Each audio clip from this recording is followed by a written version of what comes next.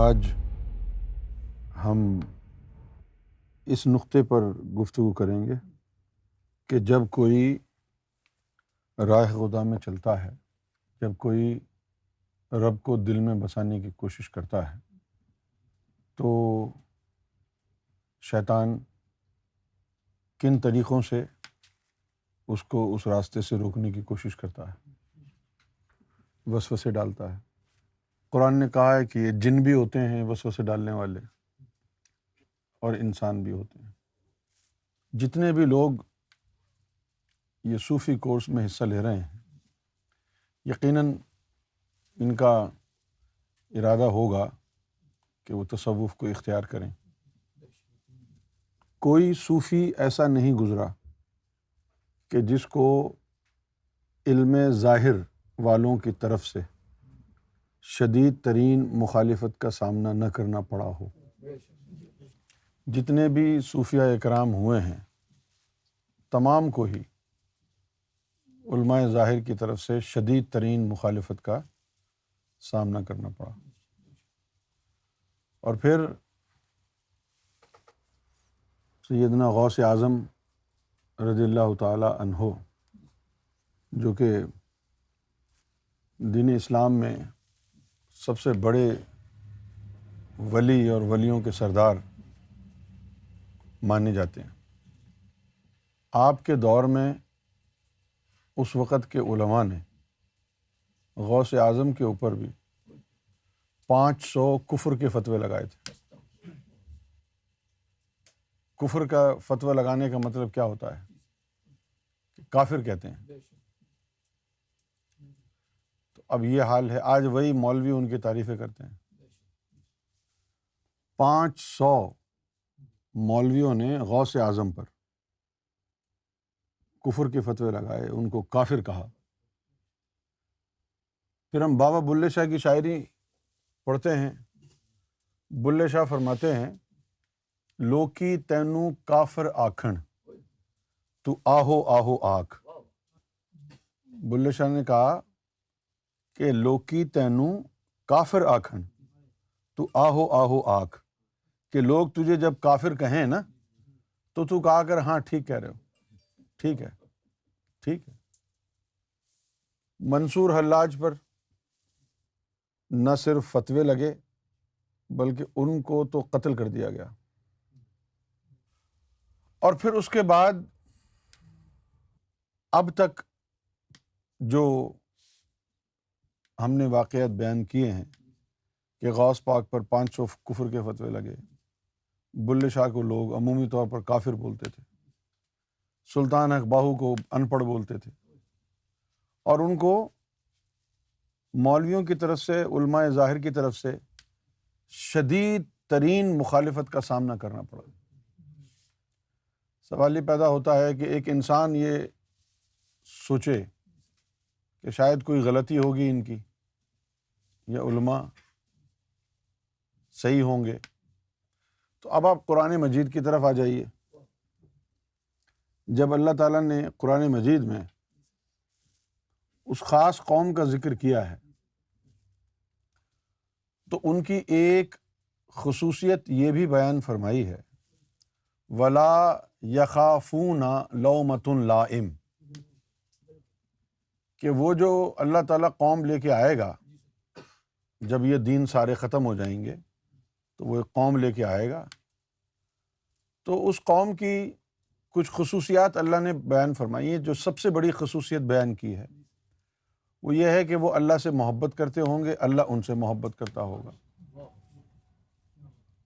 دوسری خوبی بیان کی ہے کہ وہ مومنوں کے ساتھ بہت نرم ہوں گے، اور جو جھٹلانے والے ہیں، جو رد کرنے والے ہیں، ان کے اوپر بڑے سخت ہوں گے وہ۔ اور اس کے بعد جو چوتھی صفت بیان کی ہے وہ یہ ہے کہ کسی ملامت کرنے والے کا خوف نہیں ہوگا ان کو۔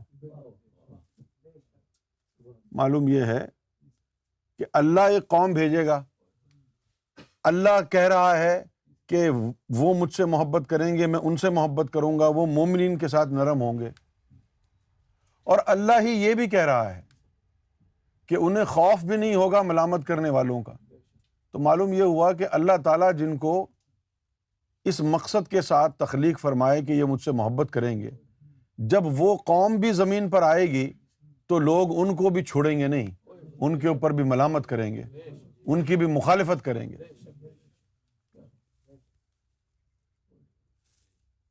یعنی اللہ تعالیٰ کو یہ معلوم ہے کہ جب میں وہ قوم بھیجوں گا جو مجھ سے شدید محبت کرے گی اور میں ان سے محبت کروں گا، مومنین کے ساتھ وہ نرم ہوں گے، تو اس کی چوتھی صفت یہ بیان کی ہے کہ وَلَا يَخَافُونَ لَوْمَةَ لَائِمٍ، کہ وہ جو قوم ہوگی ان کو پرواہ ہی نہیں ہوگی، خوف ہی نہیں ہوگا، they would not bother کہ کون جو ہے ان کی مخالفت کر رہا ہے، کرتے رہو۔ پھر کسی نے یہ بھی کہا کہ شرع اور عشق دا ویر پرانا ہے، کہ شریعت کا اور عشق کا کے درمیان جو دشمنی ہے وہ بہت پرانی چلی آ رہی ہے۔ تو یہی وجہ ہے کہ جب آپ حقیقی طور پر تصوف کے راستے پر چلیں گے تو پھر ساری دنیا جو ہے آپ کے مخالف ہو جائے گی، اور اگر آپ کسی کے ہاں بیعت ہیں اور آپ سمجھتے ہیں کہ آپ تصوف کے راستے میں چل رہے ہیں اور آپ کی تو مخالفت نہیں ہو رہی، تو اس کا مطلب یہ ہے کہ وہ جو آپ کا پیر ہے نا وہ جھوٹا ہے۔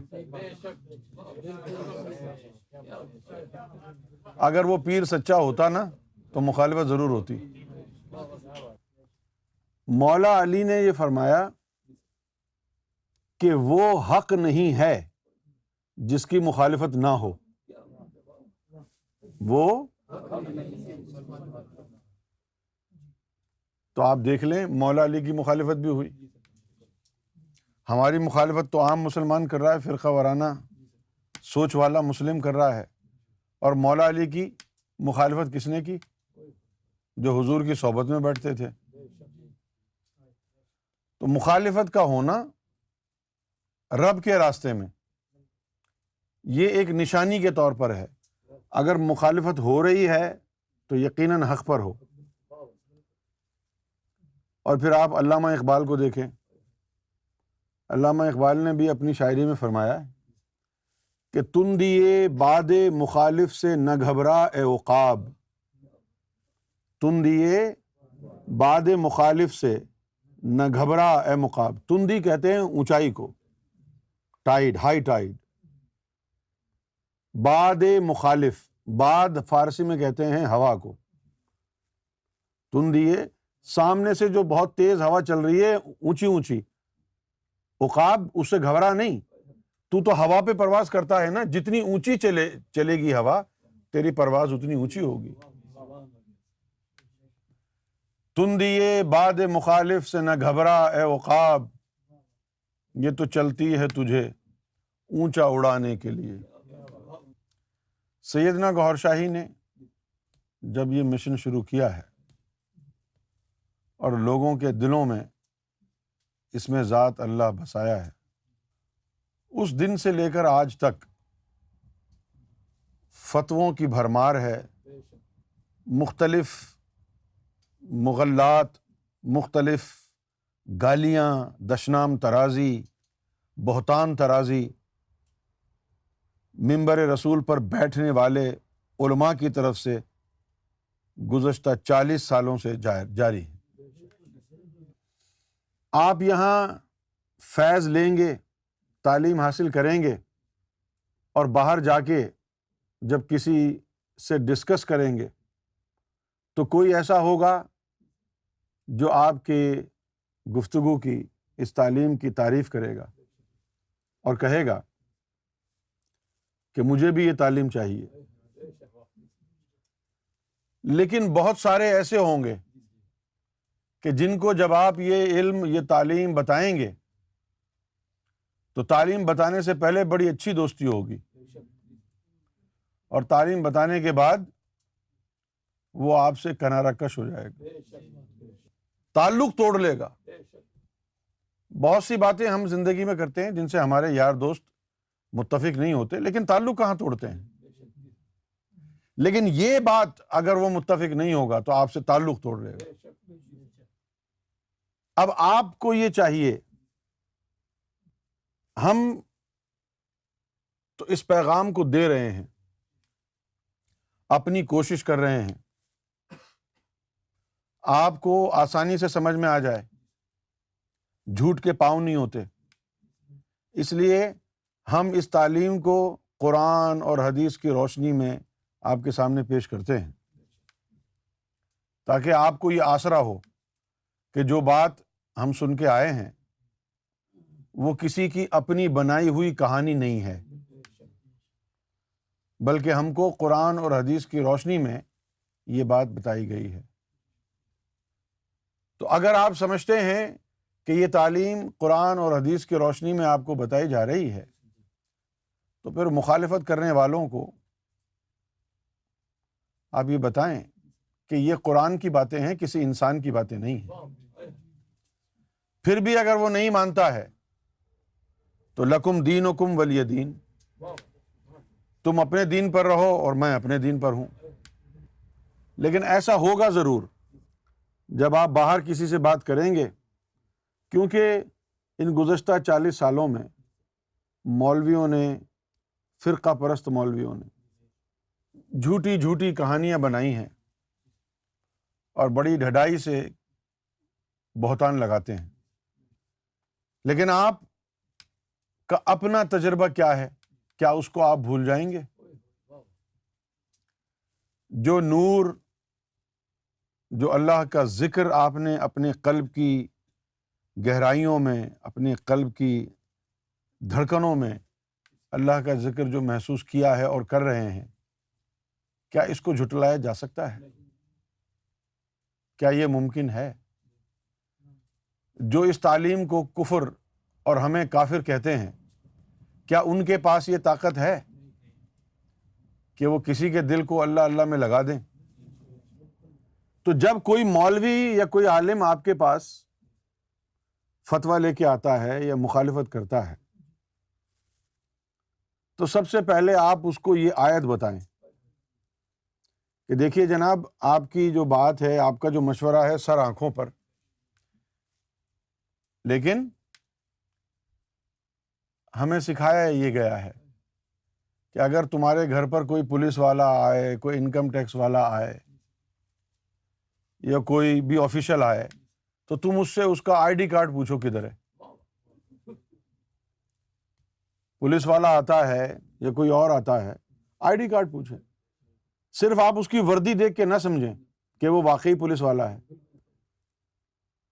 کیونکہ کبھی کبھی ڈاکو بھی پولیس والوں کی وردی پہن کے لوٹنے کے لیے آ جاتے، تو آپ ان سے آئی ڈی کارڈ پوچھ لیں. اسی طریقے سے جب کوئی عالم آپ کے پاس آئے آپ کو سمجھانے کے لیے تو اس کو بھی کہنا ہے کہ اپنا آئی ڈی کارڈ دکھاؤ. وہ آئی ڈی کارڈ کیا ہے؟ وَلَا تُطِعْ مَنْ أَغْفَلْنَا قَلْبَهُ عَنْ ذِكْرِنَا، کہ مولانا صاحب ایک منٹ ٹھہر جاؤ. قرآن حکیم میں، قرآن مجید میں اللہ کا یہ فرمان ہے کہ ایسے لوگوں کی پیروی نہ کرو جن کے قلب کو ہم نے اپنے ذکر سے غافل کر رکھا ہے. اب آپ بتائیے، آپ کا قلب اللہ کا ذکر کرتا ہے یا نہیں؟ کیونکہ جن کا قلب اللہ کا ذکر نہیں کر سکتا ان کی پیروی قرآن کی روشنی میں ممنوع ہے. وَلَا تُطِعْ مَنْ أَغْفَلْنَا قَلْبَهُ عَنْ ذِكْرِنَا، کہ ان کی پیروی نہ کرو جن کے قلب کو ہم نے اپنے ذکر سے غافل کر رکھا. یہ آپ نے ہر حال میں کرنا ہے، کیونکہ شیطان جو ہے وہ ہر لباس میں گھومتا ہے. کبھی بھائی کے لباس میں بھی آ جاتا ہے، کبھی بہن کے لباس میں شیطان ہوتا ہے. آپ سمجھتے ہیں بہن ہے، اس کے اندر شیطان گھسا ہوا ہوتا ہے. کبھی ماں کے اندر شیطان گھس جاتا ہے. ماں کے اندر، ہاں انسان ہے نا ماں، یا فرشتہ ہے؟ انسان ہے نا. اگر ماں فرشتہ ہوتی ہے تو پھر نوح علیہ السلام کا جو بیٹا کافر تھا اور جو بیوی کافر تھی وہ جہنمی کیوں ہوں گے؟ کبھی باپ کے اندر شیطان گھس جائے گا، کبھی دوست کے اندر گھس جائے گا، کبھی مولوی کے اندر گھس جائے گا. آپ سمجھیں گے کہ یہ تو میرا باپ ہے، یہ تو میری ماں ہے، یہ تو میری بہن ہے. تو بہن، ماں، باپ اور مولوی کو دیکھ کے کیا آپ حق کو جھٹلا دیں گے اور ان کی بات کو اونچا کر دیں گے؟ نہیں نا. پیمانہ تو سب کے لیے ایک ہے. جو تصوف پر، باطنی علم پر، سرکار گوھر شاہی کی ذات پر اعتراض کرتا ہے تو اس کو پہلے یہ آئی ڈی کارڈ دکھا دیں کہ بھئی آپ یہ تمام باتیں کرنے سے پہلے صرف یہ بتا دیں آپ کا قلب اللہ کا ذکر کرتا ہے. اگر نہیں کرتا ہے تو قرآن نے منع کیا ہے، میں آپ کی بات نہیں سن سکتا. قرآن نے منع کیا ہے. منع کیا ہے کہ نہیں کیا ہے؟ وَلَا تُطِعْ مَنْ أَغْفَلْنَا قَلْبَهُ عَنْ ذِكْرِنَا،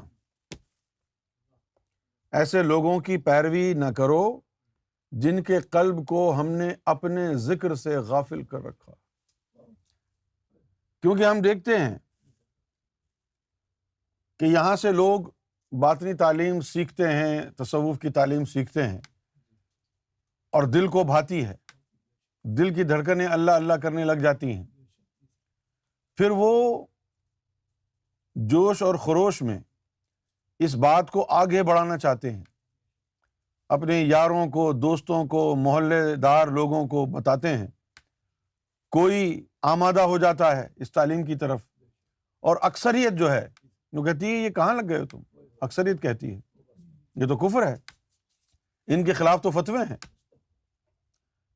ان باتوں کو اب آپ کا اپنا ایمان ہے کہ آپ نے اس عطا کے اوپر فیصلہ کرنا ہے جو اللہ نے سرکار گوھر شاہی کے وسیلے سے آپ کے دل میں رکھ دی ہے، یا آپ نے ان جاہل مولویوں کی باتوں میں آ کر اپنا ایمان برباد کرنا ہے. اگر آپ کا ایمان درست رہے گا، آپ کے دل میں اللہ اللہ جاری رہے گی، مر رہے ہیں اللہ ہو رہی ہے، تو اس کا فائدہ ہمیں نہیں ہوگا، آپ کو ہوگا. کل اگر آپ صوفی بن جاتے ہیں، دربار رسالت تک پہنچ جاتے ہیں، اللہ کی ذات تک پہنچ جاتے ہیں، تو اس کا فائدہ آپ کو ہوگا یا مجھے ہوگا؟ تو یہ تو آپ کی اپنی بھلائی کے لیے ہے. جب آدمی کوئی مہنگی چیز خرید کے لاتا ہے تو اس کے بارے میں نصیحتیں بھی ہوتی ہیں کہ اس کو محفوظ کیسے رکھنا ہے. اس لیے یہ جو سرکار گوھر شاہی کی عطا آپ کو مل رہی ہے، ذکر کی صورت میں، تعلیم کی صورت میں، تصوف کی صورت میں، نظروں کی صورت میں، اس کی حفاظت کیسے کرنی ہے، یہ نقطہ بھی صوفی کورس کا حصہ ہے. کیا تبدیلی آئی ہے آپ کی شخصیت میں جب سے آپ نے سرکار گوھر شاہی کا دامن پکڑا ہے؟ کیونکہ نفس امارہ برائی کا امر کرتا ہے، شیطان آپ کو برے کاموں میں لگاتا ہے، اور اگر کسی کی نظروں سے، کسی کی باتوں سے آپ برائی سے دور ہو رہے ہیں تو وہ شیطان کی اپوزٹ ہوگا نا. اگر کسی کی نظروں سے آپ کے دل میں اللہ کا نور داخل ہو رہا ہے، دل کی دھڑکنیں اللہ اللہ کر رہی ہیں، تو پھر یہ تو خدا کا ایجنٹ ہی ہوگا، یہ تو اللہ والا ہی ہوگا. اللہ والا ہی ہو سکتا ہے جو تمہیں اللہ کی طرف کھینچ رہا ہو، اور ایسا کھینچ رہا ہو کہ اس نے تمہارے قلب کو لنگر انداز کر دیا ہو اللہ کی ذات کے ساتھ. تو بے شمار لوگ آپ کے پاس آئیں گے اور کہیں گے کہ بھئی ان کے خلاف تو فتوے ہیں، کوئی کہے گا یہ قادیانی ہیں، کوئی کہے گا یہ ختم نبوت کو نہیں مانتے، کوئی کہے گا یہ اللہ کو نہیں مانتے. اب آپ نے یہ ساری باتیں محفلوں میں سنی ہیں کہ ہم کون ہیں، ہمارا ختم نبوت کے بارے میں کیا عقیدہ ہے، یہ بھی آپ جانتے ہیں. ہمارا ایمان ہے کہ جو ختم نبوت کا منکر ہے وہ کافر ہے. رہ گئی بات قادیانی کی، قادیانیوں کے اوپر ہم لعنت بھیجتے ہیں. اگر پھر بھی کوئی مصر ہے اس بات پر تو پھر اس کا حال پاکستانی پولیس جیسا ہے. پاکستانی پولیس اگر کسی گدھے کو پکڑ لے تو اس کو یہ ایکسپرٹیز حاصل ہے کہ 2 دن کے بعد ڈرائنگ روم کی سیر کرا دیتے ہیں جب اس کو اور چترول ہو جاتی ہے تو وہ گدھا اپنی زبان سے اقرار کرتا ہے کہ میں ہاتھی ہوں. تو یہ ہمارے پاکستان کے اکثر لوگوں کی فطرت میں چلی گئی یہ بات کہ گدھے سے قبول کرانا ہے کہ یہ ہاتھی ہے، اس لیے وہ ہم کو کافر بھی کہہ رہے ہیں، قادیانی بھی، گستاخ رسول بھی، کیونکہ ان کا یہ خیال ہے کہ بار بار کہیں گے تو ایک دن یہ کہہ ہی دیں گے جی ہاں ہم ہیں، کیونکہ فطرت میں چلی گئی نا یہ بات ان کے. ہزاروں دفعہ کہا ہے لا الہ الا اللہ محمد رسول اللہ، ختم نبوت پر کامل ایمان جس کا نہیں ہے وہ کافر ہے. لعنت اللہ علی الکاذبین، لاکھوں مرتبہ کہا ہے، لاکھوں دفعہ کہا ہے کہ ہم کون ہیں، کیا کر رہے ہیں. لیکن آپ لوگوں نے تو ہماری گفتگو روزانہ سنی ہے نا، آپ تو سنتے ہیں نا کہ ہمارا ایمان حضور صلی اللہ علیہ وسلم کے لیے کیسا ہے. ہمارا ایمان تو یہ ہے کہ ختم نبوت تو دور کی بات ہے، جو نبی پاک صلی اللہ علیہ وآلہ وسلم کی بارگاہ میں اونچی آواز سے بول دے تو ہماری نظر میں کافر ہے. جو حد ادب بارگاہ مصطفی کا ہم لوگوں کو سیدنا امام مہدی سرکار گوھر شاہی نے سکھایا ہے، اس ادب کا عالم یہ ہے کہ اگر حضور کی بارگاہ میں عمر بن خطاب جیسا خلیفہ دویم بھی کوتاہی کرتا ہے تو ہم اس کو بخشتے نہیں ہیں، کیونکہ ادب گاہیست زیر آسماں از عرش نازک تر، نفس گم کردہ می آیت جنید و بایزید ایجا. کہ مسلمانوں، زمین پر ایک بارگاہ ایسی بھی ہے کہ اس کے آداب عرش الہی سے بھی زیادہ نازک تر ہیں، وہ ہے بارگاہ مصطفی. اور یہ ایسی بارگاہ ہے کہ خاموشی کا روزہ رکھ کے جنید بغدادی اور بایزید بستامی رحمۃ اللہ علیہ جیسے اعلیٰ پائے کے فقیر دم بخور ہو کر گردن جھکا کر کہ آواز سانس کی حضور تک نہ پہنچ جائے، اس بارگاہ میں آتے ہیں. حضور کی ذات کے حوالے سے ہمارا ایمان یہ ہے، اور ہم یہ سکھاتے بھی ہیں کہ 1000 بار بشویم دہن ز مشک و گلاب، ہنوز نام تو گفتن کمال بے ادبی. کہ یا رسول اللہ 1000 بار مشک عنبر اور گلاب سے اپنی زبان کو دھو لوں اور پھر بھی غلطی سے آپ کا نام میری زبان سے نکل جائے تو میں کمال کی گستاخی بے ادبی تصور کرتا ہوں. ہمارا یہ ایمان ہے.